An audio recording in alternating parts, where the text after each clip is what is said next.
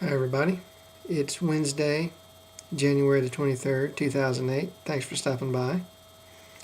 Today was the day of the Louisiana Caucus, and I'd like to invite you to try and find any information in the news about the Louisiana Caucus. I can't find any. Um, If you've been paying attention lately, you'll notice that there's a complete news blackout on Ron Paul. When they talk about the Republican candidates, they omit his name, even though he's getting double digits in most states. He came in second in Nevada with 14%, and he's beaten Rudy Giuliani and Fred Thompson in almost every state. And yet they will still talk about Giuliani. They'll still talk about Fred Thompson, but they won't mention Ron Paul. If you don't believe me, just watch the news and you'll see what they're doing. And like I said before, it's as if the Louisiana Caucus has not happened. There's absolutely no mention of it anywhere. But I have heard a lot of rumors today about the Louisiana Caucus and some unconfirmed reports. One of the reports is that John McCain won and that Ron Paul came in a very close second. Another report is that Ron Paul won. And there's still another report that says the Republican Party pooled all the candidates together on one ticket except for Ron Paul. And they called this ticket the uncommitted pro-life, pro-family ticket. And the name on the ticket was Ronald Reagan. So according to this report, when you went to cast your vote, you had to choose between Ronald Reagan and Ron Paul. And when you voted for Ronald Reagan, you're actually voting for Huckabee, McCain, Giuliani, and Romney, and whoever else might be on the ticket who isn't Ron Paul. These are just some of the stories that I've been hearing. I don't know if any of them are true. All I know is that there's a complete news blackout. And so whatever happened in Louisiana, the people in the media don't want you to know about it. They want to keep you in the dark about whatever happened. And this is a very ominous sign to me. I don't like it one bit. It's starting to look very ominous. I'm not trying to be an alarmist, but I'm just telling you, this isn't right. There's something very wrong going on right now, and it's not just against my favorite candidate. It affects everybody. It affects all of us, and it's throwing a lot of things into doubt. It's throwing into doubt, whether this is really a true democracy anymore. In my mind, I'm starting to wonder if it isn't already too late. If we haven't already lost, are we already living in a police state? Are we already enslaved? And there's not anything we can do about it. I'm starting to wonder because, the Congress, they do what they want.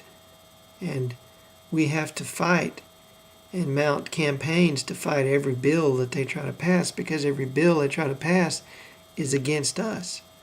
And we have to fight an uphill battle every day against the media, because the media doesn't want to tell us the truth. And if something is happening they don't like, they try to pretend that it's not even happening. And I don't like this a bit. We've got a lot of work to do. We've got a lot of fighting to do.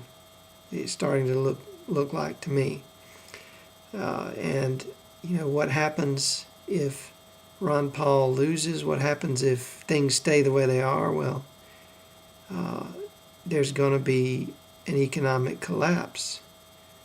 And it won't be just Ron Paul that's losing, it'll be all of us because, folks, we're going to lose our jobs.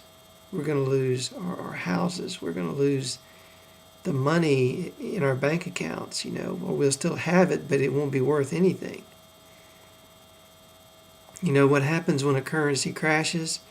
In Turkey, their currency crashed, and the new Turkish lira came out, and it was worth 1 million Turkish lira, or old Turkish lira. So, just think about that, folks. When the economy crashes, if you have $1 million in the bank, after it crashes, you're going to have $1 or maybe less. This is serious business we're talking about. This is serious dispossession we're talking about here. And, the fact that we don't have any civil rights might not seem like a big deal now that we're rich and we don't have anything to worry about, but what happens when we're poor? What happens when we don't have any jobs or houses or any food on the table, and we try to protest and we don't have any civil rights either? And they put us in prison for saying what they don't like. What happens then? I mean, this is not just fantasy land here, people. This is stuff that could happen. So anyway, I think that we need to be worried about our economic situation. We need to be worried about our political situation, and we need to worry about the integrity of our media. It's a big deal that the media is trying to keep from telling us the news. It doesn't matter whether we support a particular candidate or not. We have the right to hear about that candidate, because if we don't hear about that candidate, we can't make an informed choice when it comes time to vote. They're trying to take away our knowledge and take away our choice. So before I go, I just want to remind everybody that there's going to be another money bomb. It's probably going to be on March 5th. I think that's the anniversary of the Constitution. So please participate in the money bomb. When the time comes, you want to be able to say you did everything you could to stand up for freedom. Even if we're not successful, still, you don't want to have it on your conscience that you gave up and you were a part of the problem instead of a part of the solution.